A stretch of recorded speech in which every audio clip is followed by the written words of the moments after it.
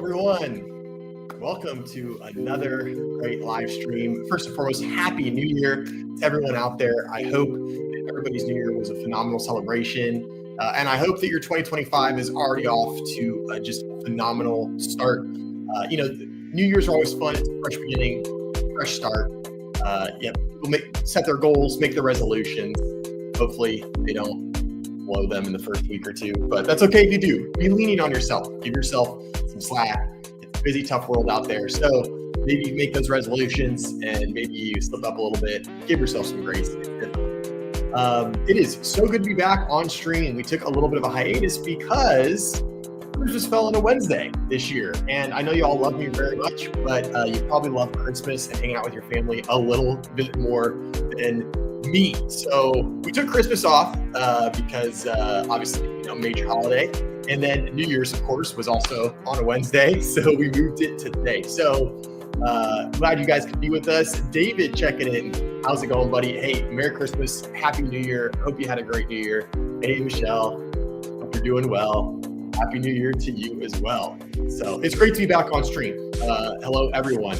If you don't know, if you're new around here, my name is Joe, and we're going to be hanging out. We're going to be talking some real estate today. We're going to be talking about a very concerning housing trend that we are kind of noticing that, might not be the best sign heading into 2025. Now, I know what you're probably thinking. You're probably thinking, Joe, we've talked about 2025 and what's going to happen and these predictions. We've done that. And unfortunately, right now in real estate, this time of year, it's a real big thing, right? From about November, December to January, market's kind of quiet. There's not a whole lot of huge real estate news, in that time period. So a lot of times we're kind of busy predicting what the next year's market will bring. So obviously that's where we're at right now. But especially with our housing market and the precarious situation that it is in and has been in the last couple of years, a lot of people are really trying to anticipate what's going to happen in 2025. A lot of people think 2025 is going to be kind of a reawakening year for real estate.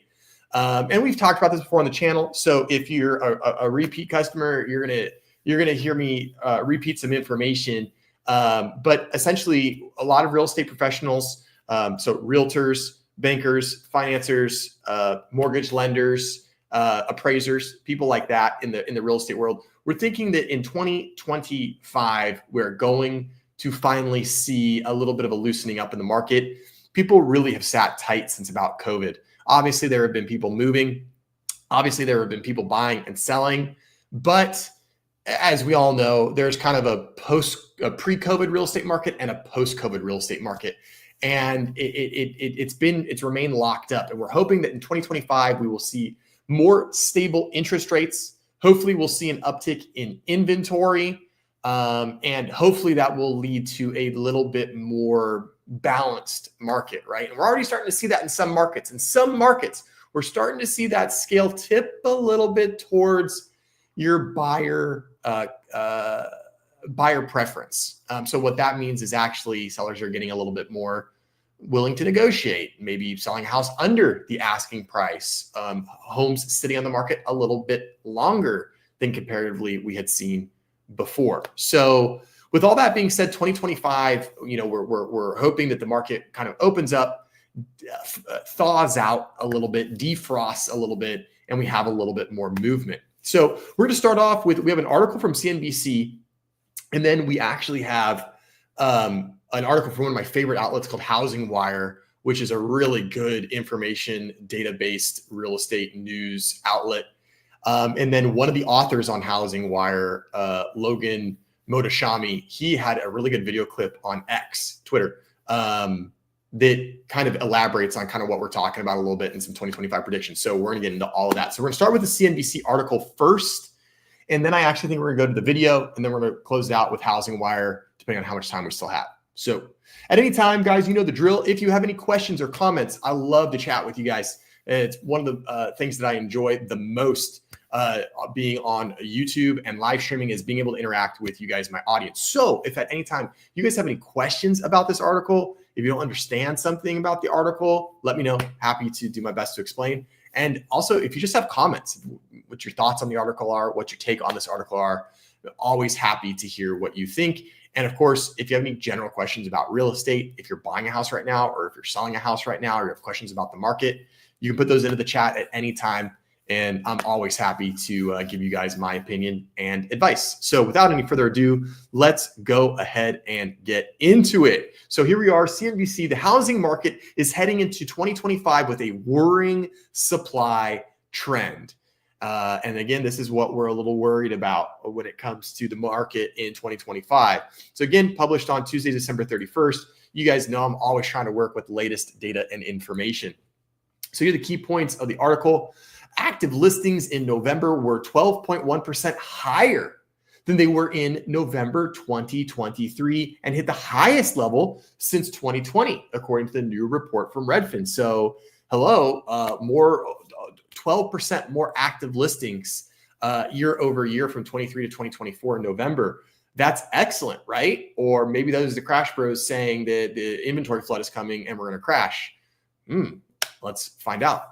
More than half of those homes, however, had sat on the market for at least 60 days without going under contract of sale. So yes, inventory higher, but it turns out that a lot of that inventory really, it's more than half that inventory, was really just homes that had been on the market for some time. So not necessarily new listings in November, but active listings in November. Of course, new listings in November would be listings that hit the market fresh in November, and active listings. Well, an active listing in November could have gone active back in July.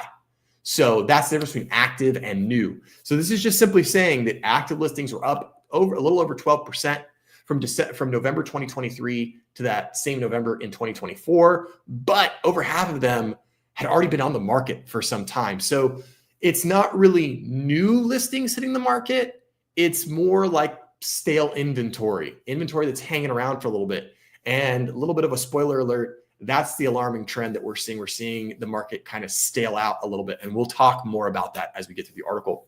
The latest monthly price report from S&P CoreLogic Case-Shiller showed prices nationally up by 3.6% in October compared with the same month a year ago. So sorry, Crash Bros, still on the losing end of the stick as Case-Shiller home prices are up nationally 3.6% from November 23 to November 24. So again, no huge softening in prices. Now, that's not bad news in the sense that if inflation is about 2.5% and prices went up 3.6%, well, prices only went up about 1% over inflation, which is really not a huge improvement for real estate. That's really not a huge improvement. So while real estate's not getting cheaper, sorry, first-time home buyers, it's also not getting much more expensive very fast. And that is something that's a little bit of a bright spot for home buyers, and especially for the first-time home buyers out there.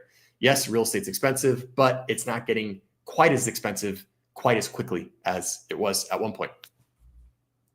All right, so we're getting to the article here. There's good news in the housing market to close out 2024. There's a lot more supply. The bad news, a lot of that supply is stale, sitting unsold for much longer than usual. Active listings in November were 12.1% higher than they were in November of 2023, and they hit the highest level since 2020, according to a new report from Redfin. More than half of those homes, 54.5%, however, had sat on the market for at least 60 days without going under contract of sale. That is the highest share of any November since 2019 and is up nearly 50% from the year before, according to the report. The typical home that did not go under contract did so, the typical home that did go under contract did so in 43 days, according to Redfin, the slowest November pace since 2019. So a couple things here. Number one, I want to know what you guys are seeing in your neck of the wood. Obviously, real estate, as I've said time and time again on the stream, is hyper local, right? So the information I'm providing you, while maybe accurate, nationally on average, may not be accurate, based on what is happening in your local city, county, state, so on and so forth. So let me know what you guys are seeing in the chat and in the comments. Are you guys seeing a rise in inventory, but if so, is that inventory just old listings, or are you guys seeing a rise in new listings, or are we still seeing some supply issues in your area? Let me know what you think and what you're seeing. The other thing I want to kind of mention really quick is that right here, the typical home that did go under contract did so in 43 days. According to Redfin, the slowest November pace since 2019. Now you might be thinking, oh, that's the slowest pace in 5 years, right? 43 days. Wow, homes are sitting on the market forever. Keep in mind that before COVID, hence 2019, 43 days, even in the height of June, July, August, May, June, July, August, 43 days is not a long time for a home to be on the market. That is still relatively and comparatively a very quick sale. I mean, heck, it's about a month and a half. That's not a really long time. Typically, historically, houses have taken 50, 60, 70 days on average to sell. So, we're a little biased, shall we say, based on what we've experienced in the last 4 to 6 years with homes selling, in record time, 3 days, 7 days, 10 days. And homes still are selling fast if they're priced appropriately, presented nicely, and listed well. But don't freak out about this number. The fact that, 43 days, the slowest November pace since 2019, that's still very, very fast. So nothing to be alarmed about. And this is, again, something where it also kind of goes into some of the other data that we're going to see. You're going to hear a lot of information, a lot of data about home inventory, up X percent, homes staying on the market, at X percent longer, the longest in 5 years, longest in 4 years. Keep in mind that the real estate data that we've had from 2020 to, even all the way through 2024, you just have to take it with a little bit of a grain of salt, because if you're comparing that time to pre-COVID, 2020 or earlier, it's really not an apples to apples comparison. We're still in a very heavily skewed market. So whenever you see anything that talks about highest inventory in 3 years or 4 years or 5 years or longest time on market, or, any of these other kind of like, biggest surge in inventory since whatever, well, yeah, you have to look at what they're comparing, right? And make sure that they're comparing the right thing. Because if they're saying this is the biggest surge of inventory since 2020, that's probably actually a good thing. Remember, we need some more supply in order to hopefully bring the affordability crunch down a little bit. So just keep in mind, as with anything else, when you read a headline or look at the data, you need to dive deeper and really see what numbers are they comparing and what's the difference. The famous example of this is a couple of years ago when they said, foreclosures are up 112%. This was a headline that came out towards the end of last year. Well, yeah, that's because foreclosures were at an all-time low and then went up a little bit. But if you look at that increase, it looked like 112%. Remember, if you have $10, and then tomorrow you make another $10, you have a 100% equity increase, 100% net worth increase. Well, you went from being worth $10 to $20. Really, like, the percentage increase looks huge, but the actual number amount is really not. So keep that in mind. Hey, Innovative, Happy New Year, Innovative. Hope you're doing well. Hope your 2025 is off to a great start. See what you got. Dallas inventory is headed in a beautiful direction. Good. We like to see that. Up to 25,000 listings from 18,000 1 year ago in the greater metro area. The home I'm hoping to buy at the bottom has gone down to 375 from 475. That is awesome. Let's see what your next thing says before I ask you a follow-up question. 96 days on market. We got price cuts on what looks like 50% listings, many in the 20 to 50K range. So that's good. That's good, Innovative. And I know that you've been a very, very patient home buyer. I know that you're kind of waiting for the correct positioning of things. And I hope that it works out for you. I honestly think that you are in a very good position. Texas is one of those spots where we think that there is not going to be a housing crash. That's not going to happen. But certainly it's going to have some softening in prices. And I think that Dallas and Texas as a whole, along with Florida, are going to be the areas where buyers are going to get a little bit of relief if you're on the buying side. So I think you're in a really, really good spot. My question for you, and I don't expect to have the answer, but 25,000 now, up from 18,000 a year ago. That's good. I just wonder, what's the average days on market in your neighborhood? Are we seeing the culmination and the accruing of stale listings, or are these actually new listings to coming to market? That would be really my only question, but that is good for you. It's definitely trending the right way. All right. A lot of listings on the market are either stale or uninhabitable. There's a lot of inventory, but doesn't feel like enough, said Redfin agent Meme Loggins, who was quoted in the report. I explained to sellers that their house will sit on the market if it's not fairly priced. Homes that are priced well and in good condition are flying off the market in 3 to 5 days, but homes that are overpriced can sit for over 3 months. And that's what we're seeing. We're kind of seeing a tale of two stories when it comes to the homes that are selling versus the homes that aren't selling. It seems like we have, a good, reasonably priced home, presented well, good photos, it's been prepped nicely, boom, it's listed, it goes quickly. And the stuff that is piling up and isn't selling is the stuff that is kind of funky. Maybe has an awkward floor plan, an awkward layout. Maybe it has an awkward lot size or an awkward location. Maybe it's like it backs up to a really busy street or backs up to a freeway. Or, maybe it's a 5-bedroom home, but 2 bedrooms were, haphazardly added on. And, buyers aren't going to go for that. So we're seeing that's kind of the tale of two products, homes that are really nice, dialed in, selling really quickly still, and homes that are not quite as dialed in, maybe not priced accordingly. They're just kind of languishing on the market.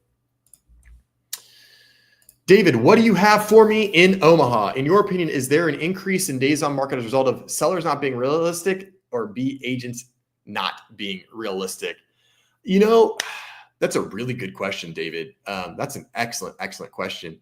And what I would say is, my interface is freaking out a little bit. There we go. And honestly, what I would say is, we want this one. There we go. Honestly, what I would say to that is, I think it's a combination. It's always hard to know. And David, as an agent, you probably know this. You go to a listing appointment, your client, home seller says, David, what do you think my home is worth? And you tell them, hey, Mr. and Mrs. Home Seller, I think your home is worth $500,000. And they go, great, let's list it at $565,000. Okay, so but then also too, you have some agents out there that they'll just take a listing at whatever price to get the listing. There's a lot of agents that are really hungry. I don't mean to dodge a direct answer to your question, David, but I honestly think it's a combination of both. I think it's sellers out there that are still in the COVID mindset, that are still in the, I can get whatever I want for my house. Although I think that's waning. I think more sellers are starting to get a little bit more savvy and starting to realize and understand that, hey, it's not 2021 anymore.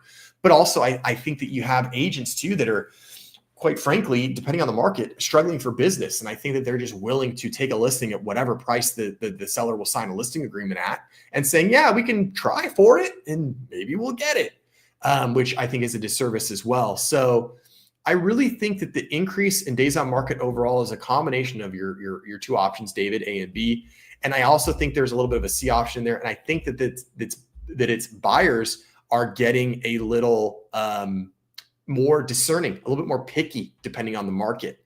So I think it's all of those things. I think it's sellers still not being realistic. I think it's agents being hungry and over-promising. And I think it's buyers being a little bit more picky and being a little bit more careful about how they spend their money, because after all, their money now costs them 7% as opposed to 3%. So big difference there. Innovative, tons of new construction in Texas. Yeah, Texas is like the cradle of new building. That's at least half of our new inventory. Builders chasing a pandemic market are just now getting these new neighborhoods moving ready. Yeah, there's that delay, right? It takes a long time to build houses. And that's part of the reason that solving the supply crunch in the United States housing market right now is so difficult, right? You can't just turn up the line on turn up the speed on the conveyor belt or turn up the speed on the assembly line. You just can't do it. There's a lot that goes into building houses and homes that, back in 2021 and 22, we go, oh my God, we need a bunch of new houses. we're not going to see those come online until 2024, 2025, which is right now. So I do think builders are probably going to proceed with a little bit more caution moving forward. It's better for them. It's better for the market. And it's probably slightly better for home buyers as well. But yeah, I could definitely see tons of new construction. And yeah, that's just a little bit of a lag that we're going to see between the time that the homes were needed and the time that the home was completed. I still think that those homes will be needed, but the market has shifted, and I don't think home builders are probably going to make nearly as much money as they originally anticipated. However, don't be too sad for them. Don't shed a tear. They're still going to make plenty of money. I agree. I should have included C both. Yeah, that's okay. It's all right. In a market like LA, what do you see in terms of the average age of the typical buyer? Yeah, so certainly older, right? I think NAR's latest statistic came out and said that the average first-time home buyer is now 38 years old, and the average home buyer buying homes right now, I think, is in their like mid to late 50s. So we are seeing both of those things in LA. We're seeing a lot of first-time home buyers that have already started a family, gotten married, maybe have a kid or two, or about to have a kid, and they're dual income, or they're very far along in their career. They're well established. They're working professionals doing something. So I'd say probably in the greater LA area, like the market that I'm in, I would say the average age of first-time home buyer probably is around that NAR average. It's probably in the 36, 37, 38. I think that's probably about right. But I am seeing a lot of move-up buyers. I'm seeing a lot of those people that bought a house and said, you know what, I know interest rates are high, but I have a ton of equity from the home that I bought in 2018 or the condo I bought in 2018 when it was just myself or just me and my wife or me and my partner. And you know what? Now we're gonna sell it and we're gonna buy it. We're gonna buy the move-up house. We understand the interest rate's high, but we have enough equity that we can put 40% down, and we don't care about a 7% interest rate. So we're seeing a lot of that. I'm seeing a lot of people that are probably between about 38 and 55 doing a lot of the buying and the selling of the houses right now. It seems to be the common sort of little age bracket. Okay, nice aside there. Let's continue on. Sorry for the buzzing. I didn't put my phone on do not disturb mode, so it's going to buzz at you. And I use my phone as my webcam. So sorry for the inconvenience and the noise. Interesting. Let's see. I would have thought it would be a little higher. Yeah, I mean, it is. There are still people. We do have still a segment of empty nesters and downsizers. Those people that are in their mid 60s and even into their early 70s that are like, okay, I want to get rid of the 2-story house. I want to get rid of this house. I want to get rid of that and relocate to be closer to family or have something smaller. But I would say it's probably right in that 40 to 50-year-old age range. All right. Mortgage rates shot over 7% in October and have mostly stayed there through the end of the year, according to Mortgage News Daily. We're not going to get a whole lot into rates today. We will a little bit later on, but we're not going to get way into rates. Mortgage, interest, Fed cut rates, mortgage interest rates went up. Crazy, weird stuff. Home prices also continued to rise. The latest monthly price report from S&P CoreLogic Case-Shiller, released Tuesday, showed prices nationally up 3.6% in October compared with the same month a year earlier. With the latest data covering the period prior to the election, our national index has shown continued improvement, said Brian Luke, head of commodities, real and digital assets at S&P Dow Jones Indices. Removing the political uncertainty risk has led to an equity market rally. It will be telling should the similar sentiment occur among homeowners. We will have to see. Pending home sales, which is a measure of signed contracts to purchase existing homes, rose in November, both monthly and annually, to the highest level in nearly 2 years, according to the National Association of Realtors. There were, however, coming off of a very slow base. The realtors claim interest rates are now at a new normal. And I'll say just anecdotally, I'm not surprised to hear that stat about pending homes rising in November, because I'll tell you what, November and December were amongst two of my busiest seasons, my busiest months the entire year. It really seemed like once some of the political uncertainty sort of passed us, things kind of started to open up a little bit, which makes a lot of sense. It's very reasonable.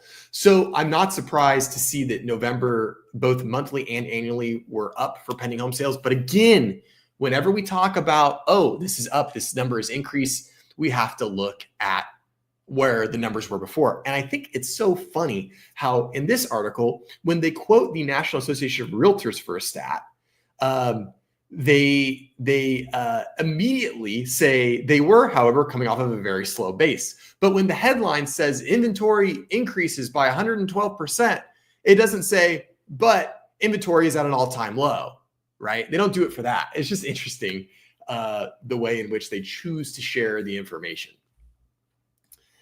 Consumers appear to have recalibrated expectations regarding mortgage rates and are taking advantage of more available inventory, said Lawrence Yun, NAR's chief economist. Mortgage rates have averaged above 6% for the past 24 months. Buyers are no longer waiting for or expecting mortgage rates to fall substantially. Furthermore, buyers are in a better position to negotiate as the market shifts away from a seller's market. And you guys know, we've covered some Lawrence Yun articles before, some Lawrence Yun information before. And I really like Lawrence Yun, very just data, numbers. This is the trends that we're seeing. Obviously, he is with the National Association of Realtors. He is not a realtor. He is an economist. And quite honestly, I think his information is very, very good. And I agree with this sentiment, the idea that buyers, it's been 24 months, it takes a while for people to get accustomed to a new normal. And I think we found it. And the interesting part was, I was speaking with one of my trusted lender contacts. She's an excellent mortgage advisor and mortgage lender. I trust her with a lot of my clients. I trust her with my own mortgages. And she told me back, a year and a half ago, she goes, Joe, I've seen this happen multiple times. It takes 18 to 24 months for consumers to go, okay, I'm used to this now. And it makes sense, right? Like, think about going into a hot tub. You dip your toe in and you're like, oh, that's hot. I have to go in really slow. I need to get used to this. You work your way up, you get to your waist and you're like, oh, okay, hot, but okay. And then you're in for 10 minutes and you're like, we need to turn up the temperature. Like you can walk right in, right out because you've got acclimated to it. Consumers are the same way with mortgage interest rates. And we are just now getting to the point where we believe that consumers are just acclimated with what is the new pricing for home loans. The slower selling pace, however, doesn't bode well for the new year, especially with interest rates remaining elevated. There is still demand, but renters are remaining renters longer, according to another Redfin report, due not only to higher home prices, but higher prices for brokers and movers. I don't really know. I don't know. To me, this area, saying that renters are going to rent because brokers have higher prices and movers are charging more, that's silly to me. Everything's more expensive. We know everything is more expensive. It's not just the cost of movers that are more expensive or real estate brokers, which, by the way, commissions for real estate brokers have always been and still are 100% negotiable. So the act like, oh, brokers are charging more, just negotiate them down if you're able to. Secondly, we're still seeing that even after the NAR lawsuit in August or last year with rules that went into effect in August, most sellers are still paying the buyer brokerage fee. So this idea that renters have to rent because it's expensive to move and they have to pay real estate commission, both those things I would contend are false. To me, that's bogus. I'll have to dig into that report and see what the deal is with that, because that's just stupid. That's stupid. Simple. The seller lock-in effect, where some sellers don't want to trade their low mortgage rates in order to move, did start to ease in 2024, according to a year-end report from CoreLogic. But that was mostly due to life events or the need to tap accumulated equity. The added inventory didn't move the needle much on sales as costs stood in the way. Yeah, and we did kind of feel towards the end of 2024 that the lock-in effect was starting to not be quite as, have quite as strong of a grip as it did have.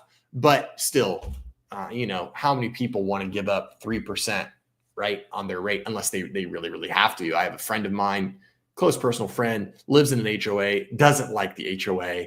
They've lived in their property since probably about 2017, maybe 2018. So they've got good equity. The price of the property has improved. And I told them, I said, hey, it could be a good time to ditch that HOA and, buy a standalone single family home with no HOA. And they immediately responded with, but I don't want to lose my 3% interest rate. And I get it. I understand. I don't blame them. So I still think that even though people have all that equity and it helps water down the interest rate, still, who's excited about getting a loan that's twice the cost of your previous loan, right? Joe, as a whole, is California still having more people leaving the state, or are more people moving to CA? Just your opinion on what you see on the ground.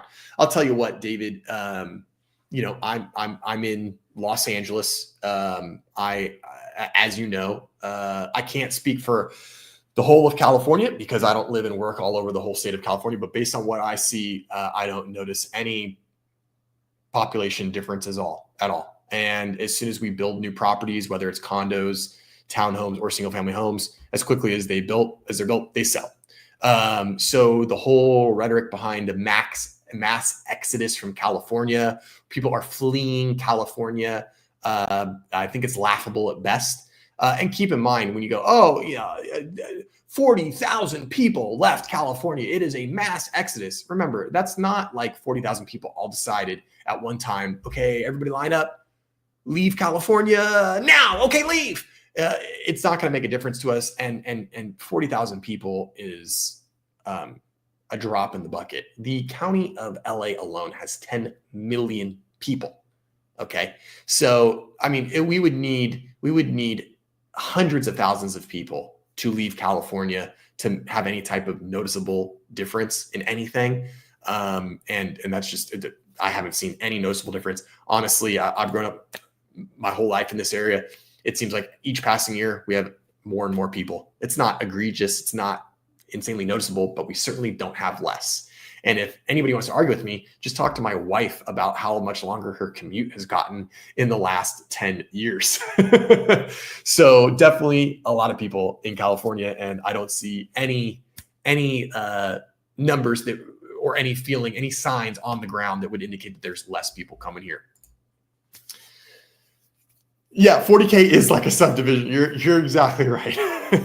40,000 people is an extremely small pocket, one suburb of LA, and LA has hundreds of pockets of suburbs. All right, back to the article here. Buyers are struggling to keep pace with housing prices. Yes, this we know. The cost of owning a home now, when adjusted for inflation, is at its highest point in decades. This persistent increase in prices and interest rates has created a challenging environment for both first-time buyers and those looking to move up on the property ladder, wrote Selma Hepp, CoreLogic's chief economist, in the report. So we saw people doing it. I saw a post on Instagram Threads, which is like Instagram's Meta's version of X or Twitter. And somebody was like, I don't understand these people, like who's buying houses? And what you don't understand is that in the last, 5 years, a lot of people have made a lot of money. And I don't mean a lot of people made a lot of money in criminal activities, illegal activities, COVID scams. I'm not talking about that. I'm just talking about, if you look at what the stock market has done, anybody who owns stock in a tech company, a lot of tech employees, even though the tech job market's not doing phenomenal right now, over the last 4 years, it did do phenomenal. And a lot of people made a lot of money. I just heard a story about a lady on the Dave Ramsey show that she worked for a tech company. And when she signed on with the company, she got stock, and she worked for the tech company for 3-4 years, and moved on, worked somewhere else. It's been about 10 years since she's worked at the company. Got a notification that she still held some stock in account. That stock is now worth $8 million. Okay, now I understand that story is kind of a lottery type story. Like that's not common, that's not normal. But there are people out there that got stock options when they went to go work somewhere. They go, I took this job at DoorDash. People are like, what the heck's DoorDash? Oh, I don't know, some tech company, we're going to deliver food. And all of a sudden, 7 years later, their DoorDash stock options are worth more than, they could have ever imagined. So those are the types of people out there that are buying homes. Dual income, dual professionals are buying homes. And people that make smart money decisions. You can be really, really wealthy, but if you make dumb decisions with your money, doesn't matter how wealthy you are, you're not going to be able to afford a home or be able to invest for your future. So just something to consider. So now we're going to pop on over. I'm going to share this tab instead. I'm going to go full screen here. And so this is from Yahoo Finance. And this guy on the right, the lady on the left, she's just an anchor for one of the Yahoo Finances. Guy on the right is Logan Mohtashami. And again, he's an author at Housing Wire. I would consider him to be an economist, kind of a mortgage and interest rate, real data guru. This guy loves data. And I'll tell you, he's a guy that I often follow. His information is very good. He doesn't do a whole lot of predicting, but he does do some inferring based on the data. So let's buckle up. I'm going to get my mug off the screen so you all can see everything. And let's listen to hear. And obviously they're talking about 2025 and what could happen and so on and so forth. So let's listen in. It's been a really interesting second half of the year because when mortgage rates started to head towards 6%, we had about 18 weeks of positive purchase application data. And then our weekly pending contracts data has been positive year over year versus 2022 and 2023 data since October. So we're working from the lowest bar ever. So it doesn't take much to move the needle. But I think what's surprising. See, I like that he came right out of the gate with, we have all this, look, we have purchase demand up and all this stuff is a good sign. And he immediately follows up with, but where we're starting is very, very, very low. So I obviously just like that transparency. Secondly, if we go back to what he said, they head towards 6%. We had about 18 weeks of positive purchase application. Interest rates go to 6%, mortgage interest rates, not federal funds rates. Mortgage interest rates dipped in October to 6%. And for 18 weeks, we set new records year over year for demand in new purchase applications and mortgage applications. That just goes to show you that the demand is not dead, right? The interest rates dipped down just a little bit and people were like, okay, now boom, boom, boom, boom. And it started going. And then interest rates ticked up and it stopped. So we know that the demand is still there. The demand has not vanished. It's just not at a spot yet that is enticing to home buyers. Data. And then our weekly pending contracts data has been positive year over year versus 2022 and 2023 data since October. So we're working from the lowest bar ever, so it doesn't take much to move the needle. But I think what surprised everyone is November and December rates were going up and purchase application data was still positive. I just think we have a very, very low bar of sales to work from, a little bit of seasonality coming in here, but it shows us that if rates just get towards 6%, you could get demand growth easily in 2025.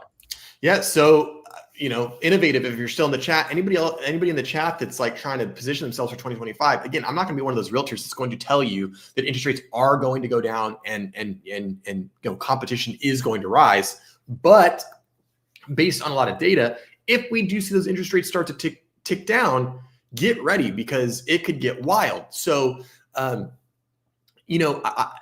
obviously pay attention. If you're someone that's looking to buy a home in the spring or summer of 2025, pay attention to those interest rates. And if they start to trickle down or tick down, you might need to get your little tushy in gear and get off the sideline and think about buying a house, because if interest rates do drop down, that demand does start to pick up. We could see more buyer competition. We could see multiple bids on a house, and then we could start to see prices escalate, which we're hoping doesn't happen. We're hoping it all kind of goes at a very steady, predictable pace, but we don't know, and it could go crazy. So moral of the story is if you're looking to buy a home in 2025, I'm not telling you to go out and do it now. I'm not telling you to go out and beat the competition, beat the rush. That's not what I'm saying. What I'm saying is just position yourself well. Get that fresh pre-approval. Make sure those credit scores are good. Make sure if you've got some down payment money that it's in the bank and is where it needs to be and is accessible and ready to go, so that in the event that it does get crazy, you don't have to spin your wheels getting ready. Because like the saying goes, you don't have to get ready when you stay ready. And I want you to stay ready when it comes to buying a house, if that is something that you're looking to do. Hey, Henry, What's up, buddy? Hope you're doing well. Happy New Year. Hope you had a great holiday season. Thanks for hanging out in the stream. Good to see you. Oh, Cackleberry.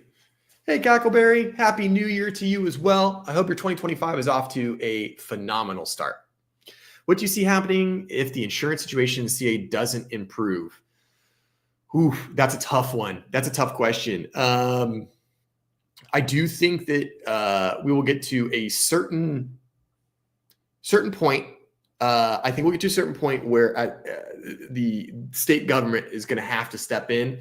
But also, too, I think that insurance providers will come back to California. I don't think they'll stay out of California.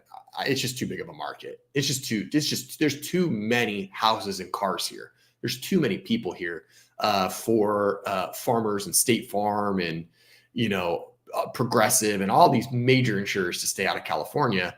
I don't think insurance is going to get any more affordable anytime soon.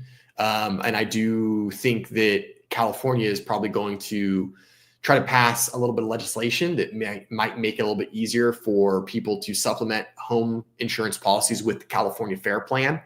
The California Fair Plan's not amazing, but it's better than nothing. It's also really expensive.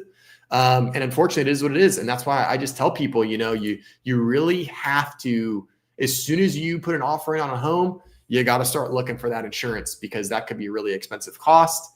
And it can also be really hard to get. So I do think that more insurance companies are going to come back to California. I do think that insurance is going to stay very expensive. And I do see a scenario possibly where the state government tries to not subsidize, but offer a product that could maybe, help some of these people that are in very, very high natural disaster risk areas, like the mountains, like Idlewild, Big Bear, Mount Baldy, Wrightwood, all of Crestline, all of those places. We are with the CA unfair plan and it stinks. This is one reason we're thinking of going to Prescott. Yeah, unfair plan. I've never heard of that name before, but that is right. And yeah, a lot of people hate the fair plan. The fair plan is basically like, okay, I have it so that I have something, but it's not very good. And I would definitely recommend that, even if you're thinking about going to Prescott, talk to an insurance company there and just say, hey, are you guys having problems with home insurance? Is it looking really, really expensive? And just get in front of that 8 ball, before you really, really need to know. But yeah, sorry about the fair plan. It's tough and it's expensive. So what is going to be the single biggest driver of relief for potential home buyers in The $1 million question she asked, this journalist, this investigative journalist is, so what's going to help? What's going to be the one thing? What's the one thing that everybody wants to know that's going to help the market? Logan's answer is great. 2025? The economy softening up, the labor market softening up. If the unemployment rate starts to tick up higher than what the Fed is going to be comfortable with, that can take the 10-year yield lower. That's your best relief right now. The one positive. So basically he's saying the best one relief right now is the economy slows down a little bit. And realistically within that, we need unemployment to go up, which could happen. It could happen. I'm not a huge fan. I'm not a huge believer of the whole, oh my God, everybody's layoff, tech layoff. I just haven't seen enough information to validate that for me. But what I do think could happen, like we were talking about last stream, it's a couple times towards the end of 2024, we saw some revisions in the job loss claims and the unemployment numbers. Now, it's not uncommon to see revisions in big economic statistics and figures like unemployment and things like that, because it's hard to get all that information and data. But what I do think is most interesting is the fact that we've had 2 revisions in the last couple of jobs reports, and they've been extremely large revisions. And that makes me think like, okay, well, why are we revising, and why are we revising by so much? Are we counting it incorrectly? What's the method used for determining unemployment versus employment? Things like that. So I think what we could see is we could see some revisions that change things. Maybe the new administration will make some changes in the way that unemployment's calculated. And if those numbers go up, if unemployment goes up, we will absolutely see mortgage interest rates go down because of the 10-year treasury yield, which is Logan is a big guy. He's big into the connection between the 10-year treasury yield, the bond market, and mortgage interest rates, which that's the best connection to make. If you want to know where mortgage interest rates are going, look at the bond market. It will tell you. So he makes a good point. If we want interest rates to go down, which would be the biggest help on housing and affordability, then we unfortunately need some people to lose their jobs, which is not a good thing, but it's tough. Double-edged sword, right? Pros and cons. For 2025, that wasn't the case the last few years, is that mortgage spreads have gotten better too. So you don't need too much help from the 10-year yield, but you do need probably the economy to slow down just a little bit, just to get rates down towards 6%. And then you could get growth from these record low levels of sales. So here's the mortgage rate forecast for Q1 of 2025. So the immediate future. And, this is good. Fannie Mae, the MBA, and Zillow. The reason I like looking at these, and they're going to flash a couple more up on the screen, is that Fannie Mae is a federal mortgage provider. They don't really have a horse in the race. They don't really care what rates do. People are going to utilize them if they need to, and regardless, either way.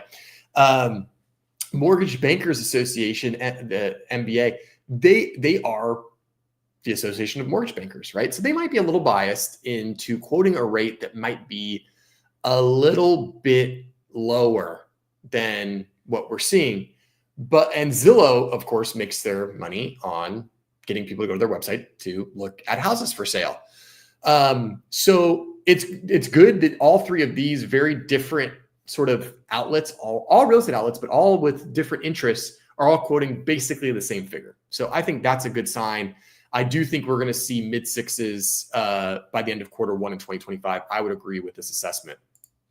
And talk to me about also what you're anticipating in terms of just when buyers should really get into this market. If you're someone listening to this conversation and you've been wanting to buy a home, but you've been waiting for those lower rates, when is the time to buy? All right. And again, so she's asking some very this is I don't know, maybe she didn't know she was going to get this interview or something, because she's basically asking oh, you're a real estate person? Here are the first three questions I can think of. When's the right time to buy a house? What are interest rates going to do? And what do you think will help the market the most? It's these are the three most basic questions. But Logan's answers are really good, which is why I wanted to play this clip. I generally think the last few years, we've seen November and December be kind of the seasonal demand in purchase application data getting ready for spring. So I think we've already seen some of that happen already. But again, for everyone, it's the total cost of housing. Where do you live right now? Can you even qualify for a home? Yep. Housing affordability is still very terrible out there. So there's just a certain type of home buyer that could still buy. Most sellers are home buyers. In 2024, new listings data did grow. That's a positive. If we continue that trend, we could get some more traction, and active inventory is up in 2024. It's not back to normal, but these are positives for the housing market. Also, price growth cooled down in 2024 as well. So there's a lot of things that could get us to grow sales. It just needs the 10-year yield to go lower and mortgage rates just to go lower. And I think the pool of buyers pick up in that scenario. Yeah. So basically he's saying, when the time is right for you, right? Can you qualify for the house? Can you afford the house? Where are you? He didn't have a super direct answer, because there is no direct answer. You can't just say that, oh, you should get into the market in February, between February 1st and February 15th. That's when you should, go under contract with the best deal. It just simply doesn't exist. It just doesn't work that way. And, it's funny because he kind of said in a certain part, well, we've already seen some purchase application increases in November and December, which, is kind of getting ahead of the curve in the spring. And I would agree. I really actually think that November and December are a really good time to buy a house. you typically have much less buyer competition. Sellers are a little bit more workable when it comes to negotiating. And you know that sellers are really serious because who wants to put their home on the market on November 10th or November 20th or do showings on December 8th? It's just not a whole lot of people want to do that. So you know that they're serious. So there's a little opening for that. And I think January will still be, pretty good as well.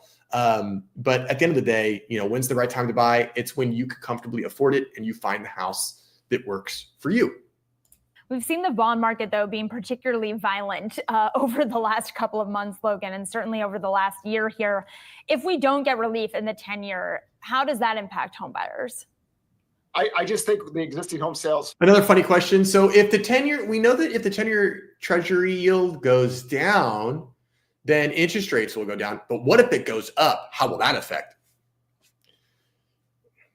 What do we think? What do we think is going to happen? What do you guys think is going to happen? Hovers around this 4 million level. It's been really rare after 1996 to have the existing home sales move below 4 million. But now, we don't have underwater mortgages. We don't have credit delinquencies in housing. We don't have credit stop flowing like we did after 2008. We have a lot of homeowners that are doing well, but it does require rates to come down. Every single time mortgage rates have head towards 6%, purchase application data grows, even with the home price gains that we've seen. So to me, it's just an affordability issue. We have good demographics here. There's a lot of selling equity. It's just an affordability thing. This reminds me a lot of the early 1980s when affordability was actually worse back then, but mortgage rates started to go down lower. There was an early recession in the early 1980s that boosted mortgage rates to go lower. That picked up demand noticeably back then, even though affordability was worse and we had actually more active inventory back then. Which, it's really interesting because a lot of people, including myself, talked about when we were back in, this was probably about 2022, 2023 or so. I made a video. Was it last year? I can't remember. It's on my channel. You guys can go look at it. But I made a video that talked about how this housing market is not like 2008. And actually, it's more like 1980. And there's a lot of parallels to the 1980 housing market and to today's housing market. And there's really not a lot of parallels to today's market in 2008, which is why so many people are adamantly against there being any type of major national real estate crash, because the only really thing that we're seeing that's similar between 2008 and now is the run up in pricing, but the reasons are completely different, which is why a lot of people in the real estate sector and community just don't believe it. But it's just interesting to note how Logan kept saying, man, if interest rates inch down closer towards 6%, closer down 6%, closer to 6%, every time it's happened, the demand picks up, things start to happen, purchase applications come through, and we get a little uptick in real estate activity. No, nobody wants to go through that again, Cackleberry. Nobody wants to do that again. But I got good news. It's not going to happen. Knock on wood. Obviously, I can't guarantee anything, but there would have to be some major upset or discovery in not even just geopolitical, but in the global finance sector. And to be quite honest, there's just not a whole lot of that happening right now. So at the end of the day, it's interesting to see where things are. The market where we're at, with where the market is at.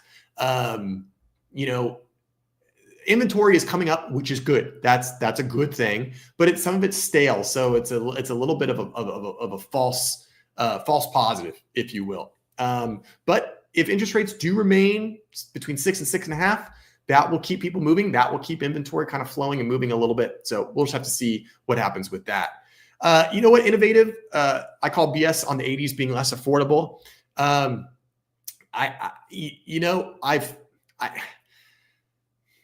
disagree. And normally you and I are on the same page, and it's okay. We can disagree. I still like you. I still hope you hang out. I wish I could remember. I read a study that compared the housing affordability in the 80s to the housing affordability of today. And it made the same conclusion that based on the same measurement of metrics, that the 80s housing issue was actually, the houses were actually less affordable when you equate things. Now, I understand why you say that and feel that way. And I get it. And I'll be honest with you, I would be inclined to agree with you if anybody other than Logan was saying that, because I know that Logan knows his data and his numbers very, very well. He's a great one to follow on Instagram and on Twitter. Got a lot of good information. And if Logan made the statement, then I'm inclined to believe that he has the numbers and found the numbers to back them up. But I get what you're saying. I understand what you're saying. It almost feels like, how could the 80s be less? How could any time be less affordable than right now? Right? I get it. It's the sentiment of a lot of Americans, and I wouldn't be surprised if they said, well, based on how you measure. Again, we talked about this in the last stream, and we talked about this earlier in this stream with unemployment numbers. Like, how do we know? Like David was talking about, how do we know what numbers to go with if we don't know if the numbers are right to begin with, right? So what does an increase or decrease mean if the numbers are nonsense to begin with?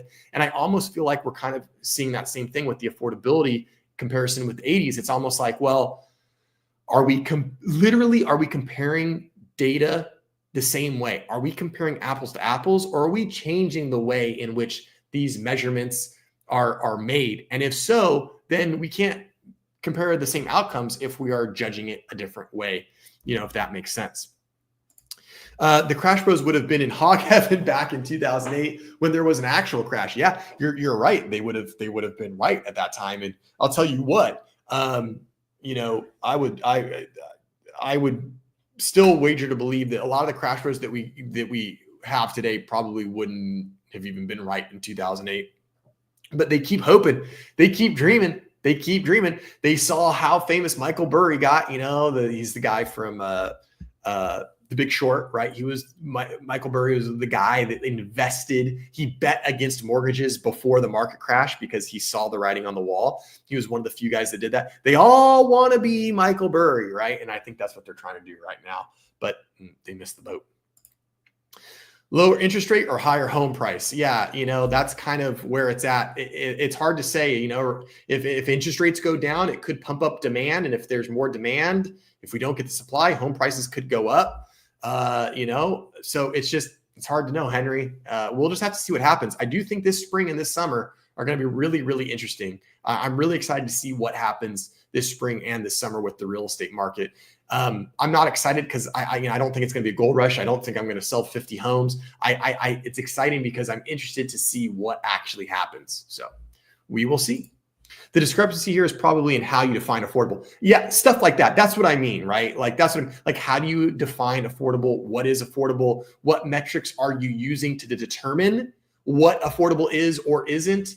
Like we saw with inflation. Right? Oh, well, in 1982, the government took out mortgage rates as an inflationary factor, but we still kind of price but we still factor in the prices of housing when we do Fed rate cuts. It's that type of thing, right? Where it's like, who's measuring and how are they measuring, right? If you have a yardstick that's only a foot long and you go, oh, it's 3 yards long. Well, it's not, it's not 3 yards, it's 3 feet. So. Thank you, David. Wonderful. Thank you so much. I'm going to have to make you a mod on the stream. Yes. If you guys enjoy the stream, if you guys like the content, do me a huge, huge favor. Hit the like button. It should be probably like right down here somewhere. Hit the like button. If you enjoy the content, hit the like button. It really helps out the stream. It helps out the channel. It doesn't cost anything. And if you really, really like the information I presented, if you like hanging out with me and my wonderful little community here, please consider subscribing to the channel. Hit the notification bell so you know that when I go live and post a new video. Again, it does not cost anything. It really, really helps me out. I have like 230 subscribers, so I notice every single subscriber that I get, and I really do appreciate you taking the time out of your day to watch my stream, watch my videos, and click the subscribe button. And of course, if any of you out there are looking to hire a real estate agent, I hit the wrong thing. Dang it. If anybody out there is looking to hire a real estate agent, work with a real estate agent, or you need a reference for a really good real estate agent, a good professional, not a crappy agent, you can go to workwithjoerealtor.com and you can go to my website. This is one of my websites. You can learn a little bit about me. You can hit any of these buttons, book a time to chat, let's connect, let's chat, any of these, and it'll take you to a little form where you can fill out And if you're looking to buy a home in Seattle, I can help you find a great agent through my huge network of agents all across not only just the United States, but also the world. In fact, I had a client come to me today that said, I'm going to be relocated to Seattle. Can you find me a good agent that's a go-getter like you? I don't want to get matched up or find some terrible agent. I said, no worries. Within 24 hours, we're going to get you hooked up with a top performing real estate agent in that area. And we can do that all over the nation and world. So if you need a real estate agent, go to workwithjoerealtor.com and reach out to me and we'll get you set up. And if you're local in the greater Los Angeles area, I can help you personally. And I'd love to help you on your home buying and selling journey. And with that, guys, I hope you all had a wonderful new year. I hope your holiday season was bright and cheerful, and I hope you got to hang out with all your friends and loved ones. Again, thanks so much for hanging out in the stream. I appreciate all 13 people that are watching. Thanks for hanging out. Thanks for giving me some of your very, very valuable time. We didn't get to the last article tonight, and truth be told, I didn't eat dinner before the stream, and I am super freaking hungry. So I need to hop off and eat some food. But the article from the Housing Wire is called The 2 Big Housing Market Trends. I'm going to put it in chat right now. If you guys want to